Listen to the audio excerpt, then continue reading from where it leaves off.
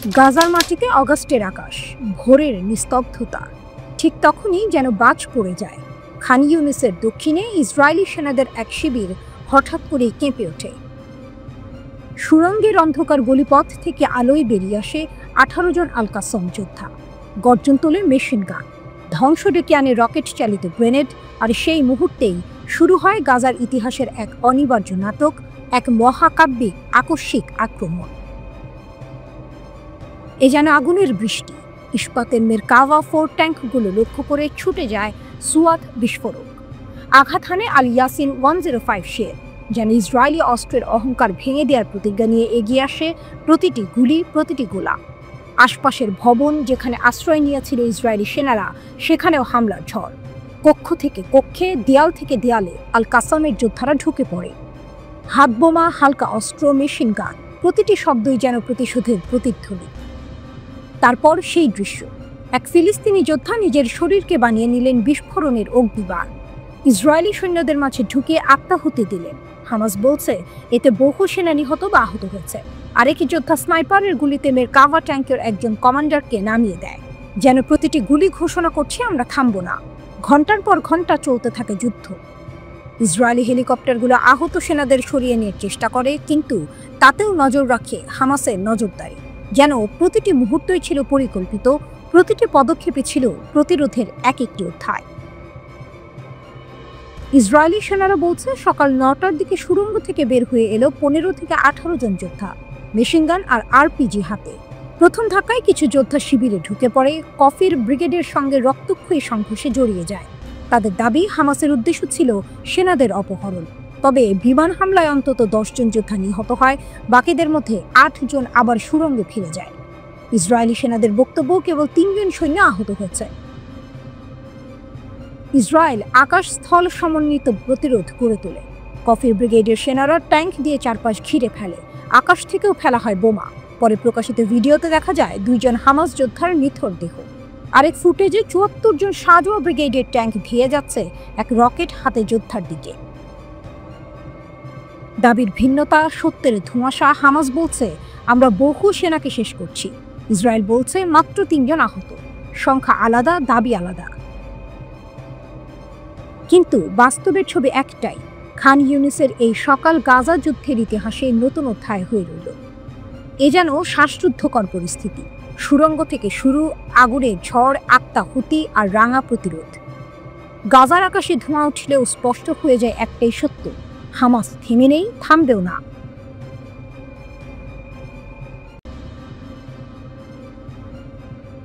রাতের আধার নামলে এই গাজা উপত্যকার আকাশ কেঁপে ওঠে আগুনের আলোয়। বিস্ফোরণ, গর্জন আর ধোঁয়ার ভেতর দিয়ে শোনা যায় ফিলিস্তিনি প্রতিরোধ যোদ্ধাদের প্রতিশোধের গান। যেন মৃত্যুর ভেতর দিয়ে জন্ম নিচ্ছে নতুন প্রতিরোধের শক্তি। ধ্বংসস্তূপের ভেতর থেকেও লড়াই। ইসরায়েলের বিমান হামলায় খান ইউনিসের দক্ষিণাঞ্চল ধ্বংসস্তূপে পরিণত হয়েছে। তবু থেমে নেই প্রতিরোধ। হামাসের সামরিক শাখা আল কাসম ব্রিগেড জানায় তাদের যোদ্ধারা ইসরায়েলি সেনাদের একটি ছাউনিতে অতর্কিত হামলা চালিয়েছে। মর্টার, ট্যাঙ্ক বিধ্বংসী গোলা, এমনকি হাতে তৈরি বিস্ফোরক দিয়েও তারা প্রতিরোধ গড়ে তুলছে।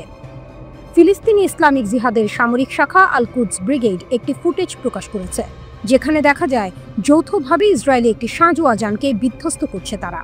ছোট ছোট প্লাটুন, হাতে সীমিত অস্ত্র, তবুও ভয়ঙ্কর বার্তা দিচ্ছে বিশ্বের অন্যতম শক্তিশালী সেনাবাহিনীকে। প্রতিরোধের গল্পের আড়ালে গণহত্যার পরিসংখ্যান।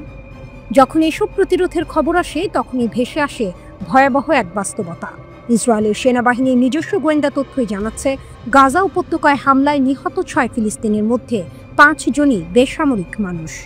এক যৌথ অনুসন্ধান প্রতিবেদনে এই তথ্য উঠে এসেছে।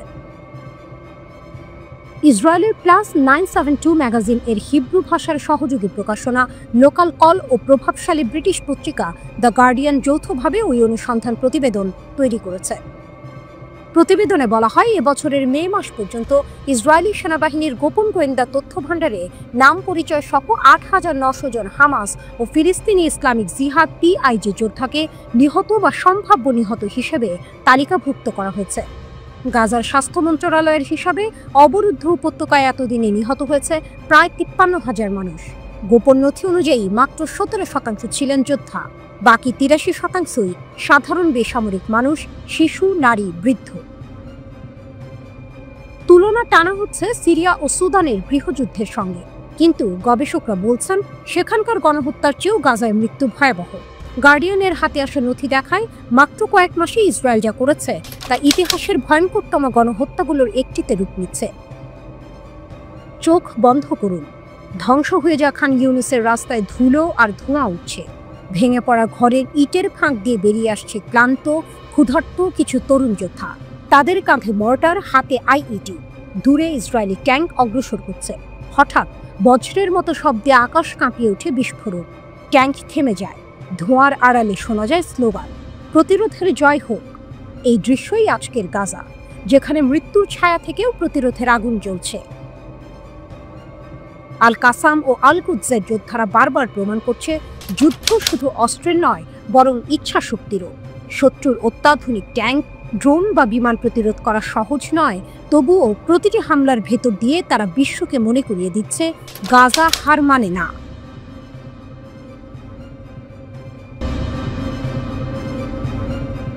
একটি শিশু পৃথিবীতে চোখ মেলে, কিন্তু জন্মের সঙ্গে সঙ্গে কপালে বসে গেল এক অভিশাপ, গাদ্দার।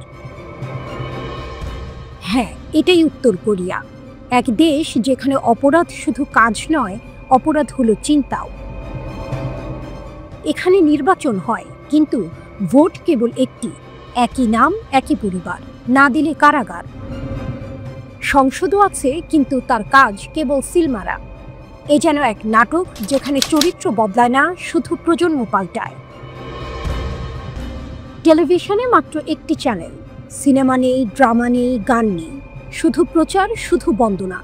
কারো চোখ যদি গোপনে দক্ষিণ কোরিয়ার কোনো ড্রামায় পড়ে যায়, তাহলে তার জীবন শেষ।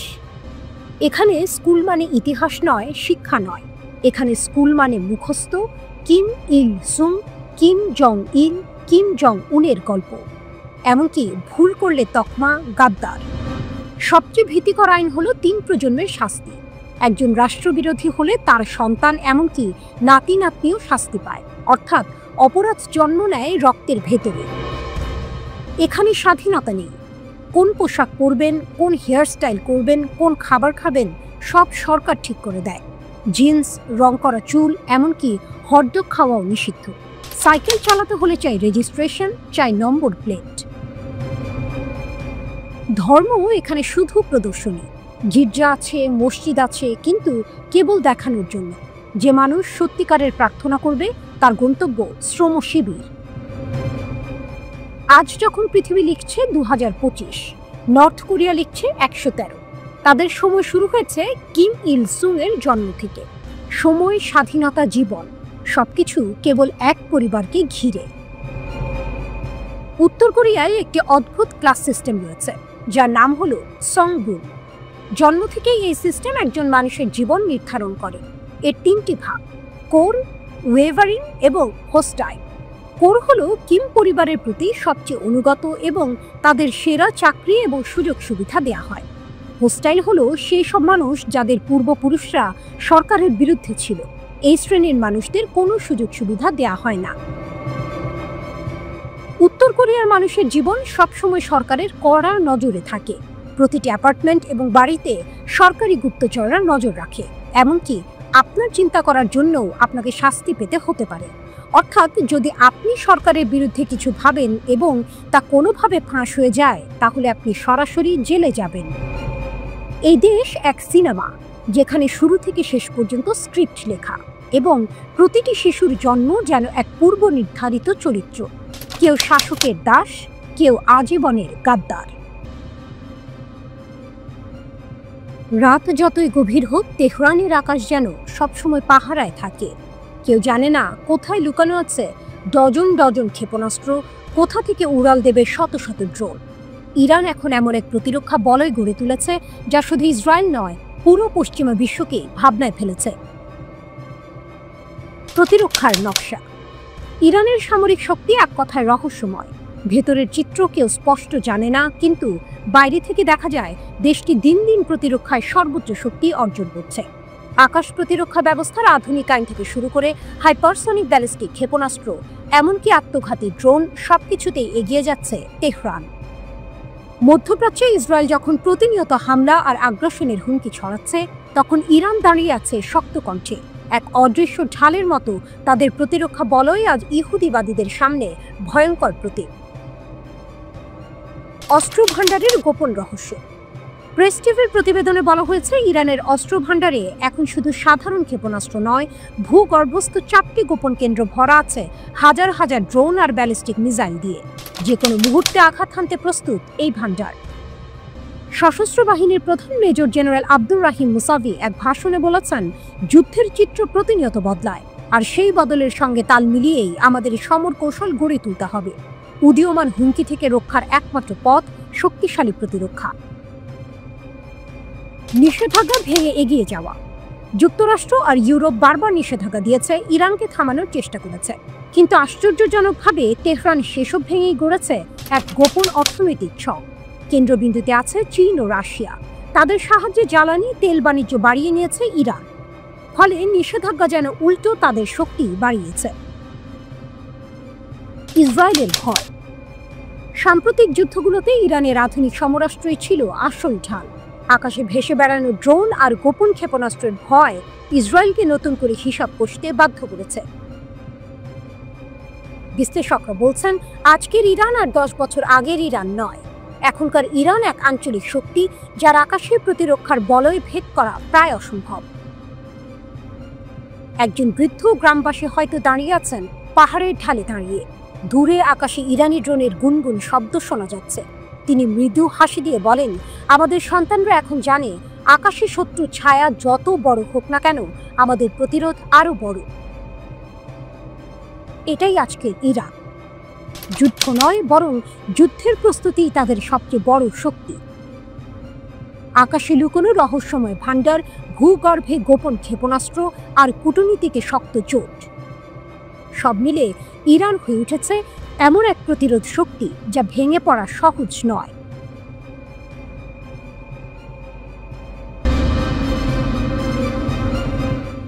শনির দশা নেমেছে আমেরিকার আকাশে। দুনিয়ার সবচেয়ে শক্তিশালী সামরিক শক্তি মার্কিন যুক্তরাষ্ট্র, কিন্তু তাদের ভরসার যুদ্ধবিমানই আজ পরিণত হচ্ছে ধ্বংসের খেলায়।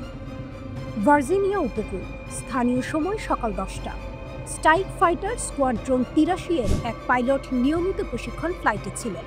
হঠাৎ নিয়ন্ত্রণ হারালেন বিমানের। মাত্র কয়েক সেকেন্ডের মধ্যে মার্কিন নৌবাহিনীর গর্ব FA-18E সুপার হর্নেট আছড়ে পড়ল সমুদ্রে। বাংলাদেশি টাকায় যার দাম প্রায় 820 কোটি, সে বিমান এখন সমুদ্রের অন্ধকারে। পাইলট ইজেক্ট করে প্রাণ বাঁচালেও যুদ্ধবিমানটি এখনো উদ্ধার করা যায়নি। নিউ ইয়র্ক পোস্টের খবরে বলা হয়েছে, $67 মিলিয়ন মূল্যের যুদ্ধবিমান সমুদ্রে ডুবে যাওয়ার পর নৌবাহিনীর পাইলটকে উদ্ধার করা হয়।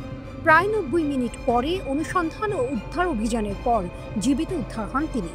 শুধু এই একটি নয়, গত 10 মাসে এ নিয়ে 6টি সুপার হর্নেট হারালো মার্কিন নৌবাহিনী। এর আগে গত এপ্রিলে একটি যুদ্ধবিমান USS হ্যারি এস ট্রুম্যান রণতরী থেকে ছিটকে পড়ে সাগরে তলিয়ে যায়। শনি যেন কেবল আমেরিকায় থামেনি, মালয়েশিয়ার কুয়ান্তান বিমান ঘাঁটিতেও একই ট্র্যাজেডি। একটি FA-18D হর্নেট উড্ডয়নের সময় হঠাৎ আগুন ধরে যায়। বিস্ফোরিত হয়ে রানওয়েতে ভেঙে পড়ে বিমানটি।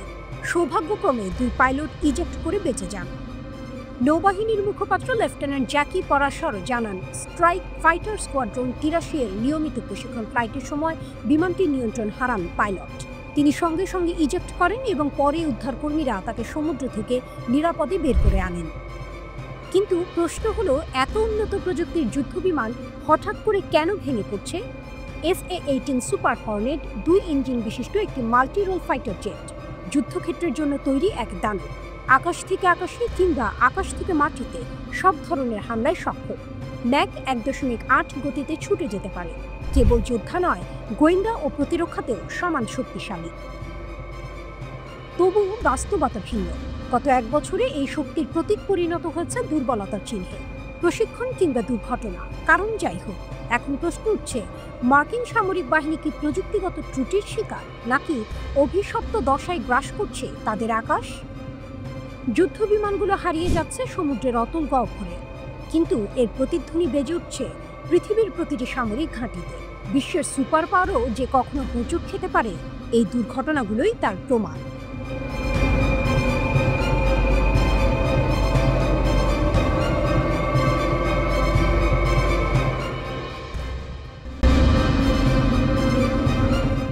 রাত গভীর। রামাল্লার পূর্বে ছোট্ট গ্রাম আল মুঘাইর নিস্তব্ধতায় ডুবেছিল। হঠাৎই সেই নীরবতা ভেঙে এলো সংঘর্ষের শব্দে। এক তরুণ ফিলিস্তিনি প্রতিরোধ যোদ্ধা এগিয়ে গেছেন বসতির দিকে, হাতে ছোট্ট একটি পিস্তল। কিন্তু ভাগ্য যেন তাকে ধোঁকা দিল। অস্ত্র কাজ করল না, গুলি বের হলো না। সাধারণত এমন মুহূর্তে ভয় মানুষকে থামিয়ে দেয়, কিন্তু তিনি থামেননি। খালি হাতে ঝাঁপিয়ে পড়লেন। ধস্তাধস্তিতে এক ইসরায়েলি বসতি গুরুতর আহত হল, আর সেই যোদ্ধা অন্ধকারের আড়ালে মিলিয়ে গেলেন নিরাপদে। এই ঘটনায় রাতারাতি আলোড়ন তুলল সামাজিক যোগাযোগ মাধ্যমে। ফিলিস্তিনিরা একে বলছে সাহসের প্রতীক। তাদের চোখে এটি কেবল একজনের হামলা নয়, বরং দমন পীড়নের বিরুদ্ধে প্রতিরোধের নতুন রূপ। ভোরে গাজা থেকে বিবৃতি দিল হামাস। তারা ঘোষণা করল এটি এক ব্যক্তির উদ্যোগ নয়, এটি একটি ন্যায়সঙ্গত লড়াই। তাদের ভাষায় অস্ত্র থেমে যেতে পারে, কিন্তু প্রতিরোধ থামে না। 22, 23 ও 24 আগস্ট এই 3 দিনকে তারা ঘোষণা করল প্রতিরোধের নতুন অধ্যায় হিসেবে। শুধু মিছিল নয়, প্রতিটি সংঘর্ষের কেন্দ্রে আরও শক্ত প্রতিরোধ গড়ে তুলতে তারা জনগণকে আহ্বান জানালো। হামাসের বিবৃতিতে আল মুখাইরের তরুণ যোদ্ধার প্রশংসা করে বলা হয়, অস্ত্র ব্যর্থ হলেও তিনি আঘাত করতে দ্বিধা করেননি। তাদের মতে এটাই ফিলিস্তিনি জনগণের সাহসের প্রতিচ্ছবি। বার্তাটি স্পষ্ট, দখলদার কখনোই নিরাপদ নয়। ঘটনার পর আহত ইসরায়েলি বসতিকে দ্রুত হাসপাতালে নেওয়া হয়। ইসরায়েলি গণমাধ্যম জানায় তার অবস্থা গুরুতর। সেনারা গ্রাম ঘিরে ফেললেও হামলাকারীকে খুঁজে পায়নি। এই ব্যর্থতা ইসরায়েলি নিরাপত্তা ব্যবস্থার দুর্বলতা নিয়ে প্রশ্ন তুলেছে। অন্যদিকে ফিলিস্তিনি গ্রামগুলোতে ছড়িয়ে পড়েছে আশাবাদ। অনেকেই বলছে এটি ইসরায়েলি আগ্রাসনের প্রতিদিনের জবাব। সামাজিক মাধ্যমে ছড়িয়ে পড়েছে ছবি ও বার্তা। অস্ত্র থেমে গেলেও প্রতিরোধ থামে না। পশ্চিম তীরে গত কয়েক মাস ধরে ইসরায়েলি সেনাদের অভিযান বেড়েই চলেছে। রাতের অন্ধকারে গ্রামে হানা, বাড়িঘর ভাঙচুর, নারী পুরুষ নির্বিশেষে গ্রেপ্তার, এমনকি বসতি স্থাপনকারীদের আগুন ধরিয়ে দেয়া এখন প্রতিদিনের ঘটনা। হামাস দাবি করছে এই দমন পীড়নই মানুষকে পথে নামাচ্ছে। তারা একে ফ্যাসিবাদী দখলদারদের অপরাধ আখ্যা দিয়ে বলছে প্রতিটি আঘাতের জবাব মাঠেই দেয়া হবে। আল মুখাইরের এই ছোট্ট ঘটনা তাই শুধু সংঘর্ষ নয়, এ যেন সংগ্রামের নতুন অধ্যায়। এক তরুণের সাহস বার্তা দিল স্বাধীনতার পথ রক্তে রঞ্জিত হলেও তা অপ্রতিরোধ্য। স্থানীয় এক বৃদ্ধ সংবাদ মাধ্যমকে বললেন, আমরা প্রতিদিন ভয়ে বাঁচি, কিন্তু আজকের ঘটনার পর মনে হলো আমাদের সন্তানরা ভয়কে জয় করতে শিখেছে। রাজনৈতিক বিশ্লেষকরা বলছেন এ ধরনের ছোট ছোট আক্রমণ আসলে বড় প্রতিরোধ আন্দোলনের ইঙ্গিত। তাদের আশঙ্কা হামাস ঘোষিত আগস্টের দিনগুলো ঘনিয়ে এলে পশ্চিম তীর, আল কুদস, এমনকি গাজার সীমান্ত জুড়ে সংঘর্ষ আরও বাড়তে পারে। ইতিমধ্যেই ইসরায়েলি বাহিনী টহল জোরদার করেছে, নতুন চেকপোস্ট বসাচ্ছে। কিন্তু প্রতিরোধপন্থীরা বলছে এভাবে কোনো আন্দোলন থামানো যাবে না।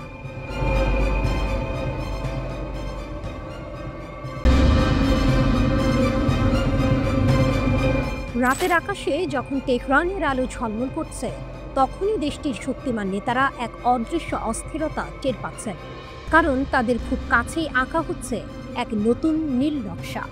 নাম দেওয়া হয়েছে করিডোর। কাগজে এটি শান্তির প্রতীক হলেও ইরানের চোখে এটি ছদ্মবেশী ষড়যন্ত্র। এই করিডোর নাকি যুক্ত করবে আজারবাইজান, আর্মেনিয়া হয়ে তুরস্ককে। পরিকল্পনাটি এসেছে যুক্তরাষ্ট্রের হাত ধরে, আর পেছনে বলা হচ্ছে ডোনাল্ড ট্রাম্পের ছায়া।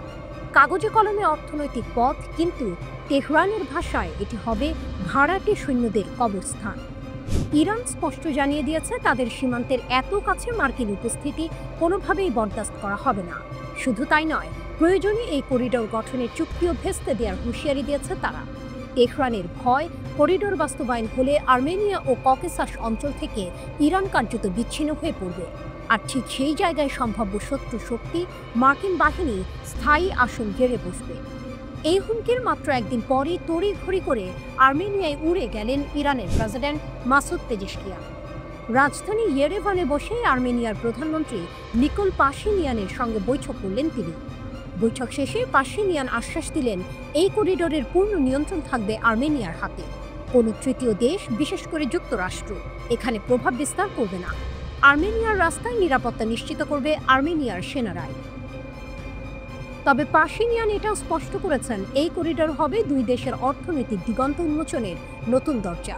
দক্ষিণ আর্মেনিয়া দিয়ে তৈরি এই পথ আজারবাইজানকে যুক্ত করবে নাখচিভান এক্সক্লেভের সঙ্গে।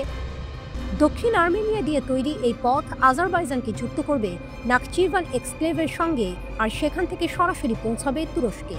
যুক্তরাষ্ট্র হাতে নেবে উন্নয়ন কাজ, যার মাধ্যমে তেল, গ্যাস ও অন্যান্য সম্পদ রপ্তানির সুযোগ আরও বেড়ে যাবে। এখানেই টুইস্ট, ইরানের চোখে এ যেন অর্থনৈতিক করিডোর নয়, বরং সামরিক ঘাঁটি গড়ার গোপন চক্রান্ত। তাই প্রেসিডেন্ট পেজেশকিয়ান কেবল আর্মেনিয়াতেই থামলেন না, সোজা চলে গেলেন বেলারুশে। রাশিয়ার ঘনিষ্ঠ এই মিত্রের সঙ্গে দাঁড়িয়ে তিনি দিলেন কঠিন বার্তা। মিনস্কে বেলারুশের প্রেসিডেন্ট আলেকজান্ডার লুকাশেস্কুর সঙ্গে বৈঠক শেষে দুই নেতা একসঙ্গে বললেন, পশ্চিমা শক্তির হস্তক্ষেপ আর সহ্য করা হবে না। শুধু তাই নয়, সামরিক সহযোগিতা জোরদার করার সিদ্ধান্তও নিলেন তারা। এ যেন স্পষ্ট সংকেত, ইউক্রেন যুদ্ধের উত্তাপে যখন ইউরোপ পশ্চিমা সম্পর্ক তেতে উঠেছে, তখন তেহরান দেখিয়ে দিল তারা একা নয়। রাশিয়া, বেলারুশ, ইরান, তিন দেশের ঘনিষ্ঠতা নতুন শক্তি সমীকরণের জন্ম দিতে পারে। তেহরানের বার্তা এখন গর্জে উঠছে একটাই, করিডোরের নামে কোনো ছলচাতুরি নয়। যদি যুক্তরাষ্ট্র সীমান্ত ঘেঁষে দাঁড়ায়, তবে সেটাই হবে তাদের জন্য নতুন যুদ্ধভূমি। ইরানের কূটনীতি সবসময়ই আঞ্চলিক শক্তির ভারসাম্য ধরে রাখার লড়াই, আর এবার তারা স্পষ্ট করেছে এই ভূমি তাদের। দখল বা ঘেরাওয়ের যে কোনো চেষ্টা শেষ হবে প্রতিরোধের আগুনে।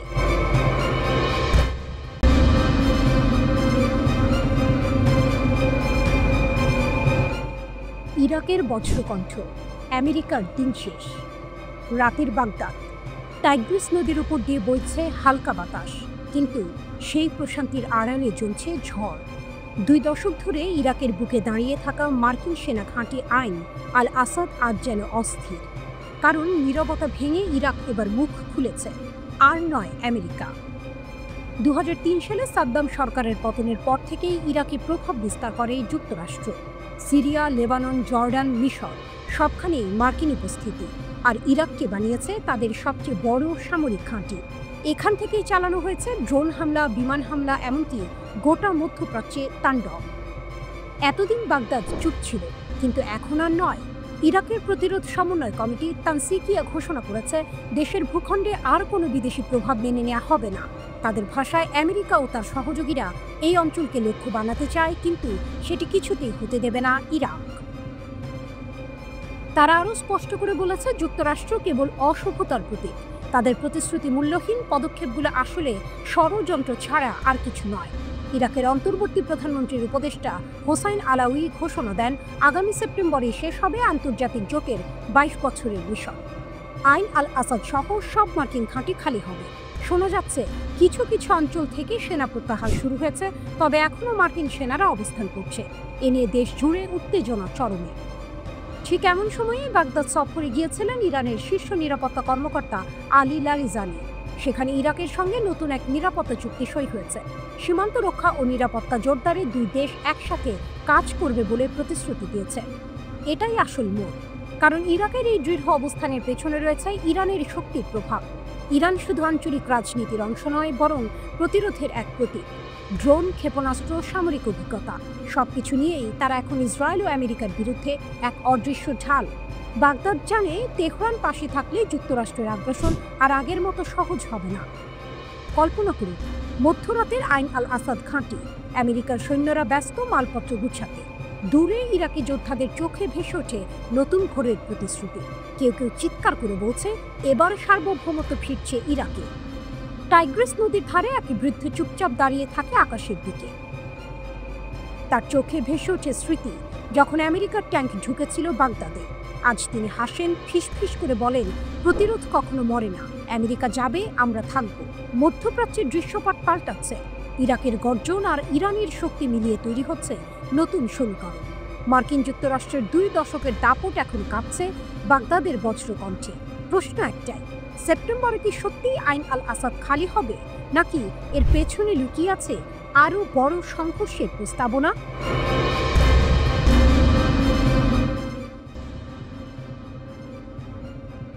মধ্যপ্রাচ্যের আকাশে আবারও ধ্বনিত হলো বজ্রধ্বনি। ইসরায়েলের সঙ্গে রক্তক্ষয়ী সংঘাত শেষ হওয়ার মাত্র কয়েক সপ্তাহ পরেই ইরান নামল নতুন সামরিক মহড়ায়। নাম দেওয়া হয়েছে sustainable power 1404। Gulf of Oman এবং উত্তর ভারত মহাসাগরে শুরু হওয়া এই মহড়ায় আগুনের ঝলকানি, বিস্ফোরণ আর গর্জনের মধ্যে দিয়ে যেন ইরান ঘোষণা দিল, আমরা আছি, আমরা প্রস্তুত। সাম্প্রতিক যুদ্ধে ইসরায়েলের হামলায় ক্ষতিগ্রস্ত হয়েছিল ইরানের পারমাণবিক স্থাপনা আর প্রতিরক্ষা ব্যবস্থা। অনেকেই ভেবেছিল তেহরানের শক্তি ভেঙে পড়েছে, কিন্তু ইতিহাস সাক্ষী ইরান সবসময় ভস্ম থেকে জেগে ওঠে নতুন শক্তি নিয়ে। আর তাই যুদ্ধোত্তর নীরবতার বদলে এবার দেখা গেল সমুদ্র আর আকাশে ইরানি ক্ষেপণাস্ত্রের গর্জন। ইরানি রাষ্ট্রীয় টেলিভিশন জানায়, মহড়ায় অংশ নেওয়া যুদ্ধ জাহাজগুলো থেকে একযোগে ছোড়া হয়েছে ক্রুজ মিসাইল। ড্রোন উড়েছে আকাশে, টহল দিয়েছে সমুদ্রে, আর নিশানা করেছে পানির ভেতর লুকিয়ে থাকা কাল্পনিক শত্রু জাহাজকে। প্রধান আকর্ষণ ছিল ইরানের নতুন প্রজন্মের ক্ষেপণাস্ত্র। কাদের মাঝারি পাল্লার ক্রুজ ক্ষেপণাস্ত্র উপকূল বা সমুদ্র থেকে ছোড়া যায়, উচ্চ ধ্বংস ক্ষমতা ও নিশানা নিখুঁততায় ভরপুর। গাদি দীর্ঘ পাল্লার রাডার এড়াতে সক্ষম ভয়ঙ্কর এক জাহাজ বিধ্বংসী মিসাইল। নাসির দ্রুত আঘাত হানতে সক্ষম শক্তিশালী সমুদ্র ক্রুজ ক্ষেপণাস্ত্র। এসব ক্ষেপণাস্ত্র গাইডেড মিসাইল ক্রুজার জেনেভে এবং ডেস্ট্রয়ার সাবালান থেকে একযোগে নিক্ষেপ করে সমুদ্রের লক্ষ্যবস্তুতে নিখুঁতভাবে আঘাত হানে। বিশ্লেষকদের ভাষায় এটি শুধু মহড়া নয়, বরং যুদ্ধোত্তর সময়ের এক শক্তিশালী বার্তা। প্রায় 18,000 সদস্য নিয়ে ইরানের নৌবাহিনীর প্রধান ঘাঁটি বান্দার আব্বাসে। এখান থেকেই তারা কাস্পিয়ান সাগর থেকে শুরু করে ভারত মহাসাগর পর্যন্ত টহল দেয়। তবে পারস্য উপসাগর আর হরমুজ প্রণালীর মতো কৌশলগত অঞ্চল নিয়ন্ত্রণ করে ইসলামী রিভলিউশনারি গার্ড। পশ্চিমা জাহাজ আটকানো, মার্কিন নৌবাহিনীকে চাপে ফেলা, এসব কৌশলে এই বাহিনী জুড়ি মেলা ভার। মহড়ার সময় ব্যবহার করা হয়েছে শুধু ক্ষেপণাস্ত্র নয়, ভূপৃষ্ঠের জাহাজ, বিমান ইউনিট, উপকূলীয় প্রতিরক্ষা ব্যবস্থা এবং আধুনিক ইলেকট্রনিক যুদ্ধ ইউনিটও। প্রতিরক্ষামন্ত্রী ব্রিগেডিয়ার জেনারেল আজিজ নাসিরজাদে মহড়ার প্রাক্কালে ঘোষণা দেন, আমাদের সেনারা নতুন প্রজন্মের ক্ষেপণাস্ত্রে সজ্জিত, যে কোনো শত্রু যদি এগিয়ে আসে আমরা প্রস্তুত। ইরানের এই মহড়া তাই কেবল সামরিক অনুশীলন নয়, বরং এক সুস্পষ্ট বার্তা। ইসরায়েল বা আমেরিকা কেউই যদি আঘাত হানতে চায়, তেহরান চুপ থাকবে না। গালফ অফ ওমান থেকে ভারত মহাসাগর পর্যন্ত এখন প্রতিধ্বনিত হচ্ছে একটাই স্লোগান, ইরান প্রস্তুত, ইরান অপ্রতিরোধ্য। এরদোয়ানের ভাঙা স্বপ্ন, F-35 এর দরজায় শক্ত কপাট। আঙ্কারার প্রেসিডেন্ট ভবনের কাঁচের জানালায় এক ঝলক আলো খেলে যায়। টেবিলে রাখা মার্কিন স্টেট ডিপার্টমেন্টের চিঠি যেন বজ্রাঘাত। প্রেসিডেন্ট রিসেপ তাইয়েপ এরদোয়ান চেয়ারে হেলান দিয়ে চিঠির প্রতিটি লাইন পড়ছেন। স্বপ্ন ছিল একদিন আবারও তুরস্কের আকাশে ওড়াবে বিশ্বের সবচেয়ে আধুনিক যুদ্ধবিমান F-35। কিন্তু আমেরিকা এবার সেই দরজা আরও শক্ত করে বন্ধ করে দিল। তুরস্ককে F-35 কর্মসূচি থেকে বের করে দেওয়া হয়েছিল 2019 সালে, কারণ এরদোয়ান রাশিয়া থেকে কিনেছিলেন S-400 air defence system. NATO মিত্ররা বলেছিল, এই রুশ প্রযুক্তি হাতে থাকলে নাকি ফাঁস হয়ে যেতে পারে ন্যাটোর গোপন সামরিক রহস্য। তখন থেকেই শুরু এরদোয়ানের লড়াই, কখনো দর কষাকষি, কখনো হুমকি, আবার কখনো সমঝোতার চেষ্টা। কিন্তু হোয়াইট হাউস নড়েনি এক চুলো। সম্প্রতি আঙ্কারা নতুন করে ওয়াশিংটনের সঙ্গে আলোচনা শুরু করেছিল। মনে হচ্ছিল হয়তো F-35 এর দরজা আবার খুলতে পারে, কিন্তু অগাস্টের মাঝামাঝি স্টেট ডিপার্টমেন্টের চিঠি এসে সব আশা ধুলোয় মিশিয়ে দিল। 20 অগস্ট কংগ্রেসম্যান ক্রিস পাপাস ও অন্যদের উদ্দেশ্যে লেখা সেই চিঠিতে স্পষ্ট বলা হয়, আমাদের অবস্থান অপরিবর্তিত। তুরস্ক যদি S-400 রাখে, তবে কোনোভাবেই F-35 প্রকল্পে ফেরত আসতে পারবে না। চিঠিতে যুক্তরাষ্ট্র আরও সতর্ক করে বলেছে, F-35 শুধু যুদ্ধবিমান নয়, এটি আমেরিকার প্রতিরক্ষা ও গোয়েন্দা সম্পদের মূল অংশ। আর তুরস্কের হাতে রুশ প্রযুক্তি থাকা মানেই সরাসরি ঝুঁকি। এরদোয়ানের শক্তি ও চাপে ভাঙা অবস্থান। এরদোয়ান অবশ্য সহজে হাল ছাড়ার মানুষ না। তিনি আঙ্কারা থেকে ঘোষণা দিয়েছেন তুরস্ক অন্যায়ভাবে বের করে দেওয়া হয়েছে, আমরা নেটোর সদস্য, তাই এই কর্মসূচিতে ফেরানো উচিত। তার কথায় দৃঢ়তা আছে, শক্তির বার্তা আছে, কারণ তুরস্ক শুধু এক দেশ নয়, এটি আঞ্চলিক শক্তি। নিজস্ব ড্রোন, যুদ্ধ বিমান, কানকার প্রকল্প, এমনকি সামরিক শিল্পে বিপ্লব, সবই এরদোয়ানের হাত ধরে এগোচ্ছে। আঙ্কারা আজ ভূমধ্য সাগর থেকে ককেসাস পর্যন্ত শক্তির প্রদর্শনী করছে, কিন্তু একই সঙ্গে এরদোয়ানের দ্বিমুখী খেলা, একদিকে রাশিয়ার সঙ্গে অস্ত্র চুক্তি, অন্যদিকে ন্যাটোর ছাতার নিচে নিরাপত্তা চাওয়া, আজ বুমেরাং হয়ে ফিরছে। রাজনৈতিক ঝড়। এই প্রত্যাখ্যান শুধু কূটনৈতিক অপমান নয়, বরং তুরস্কের সামরিক স্বপ্নে এক বড় আঘাত। বিরোধীরা ইতিমধ্যে সরব। এরদোয়ানের ভুল নীতি দেশের প্রতিরক্ষা স্বার্থকে বিপদে ফেলছে। আন্তর্জাতিক মহল প্রশ্ন তুলেছে, আঙ্কারা কি এবার আরো ঘনিষ্ঠ হবে রাশিয়ার দিকে, নাকি চাপের মুখে পড়ে S-400 সরাতে বাধ্য হবে? ওয়াশিংটনের চিঠি শুধু একটি সিদ্ধান্ত নয়, এটি বার্তা। আমেরিকা আর সহ্য করবে না এরদোয়ানের দ্বিমুখী নীতি। তুরস্কের জন্য এটি অপমানজনক হোক বা না হোক, স্পষ্ট এক বাস্তবতা সামনে দাঁড়িয়েছে। F-35 এর দরজা বন্ধ, আর সেটি খোলার চাবি লুকিয়ে আছে রুশ S-400 এর ভেতরে।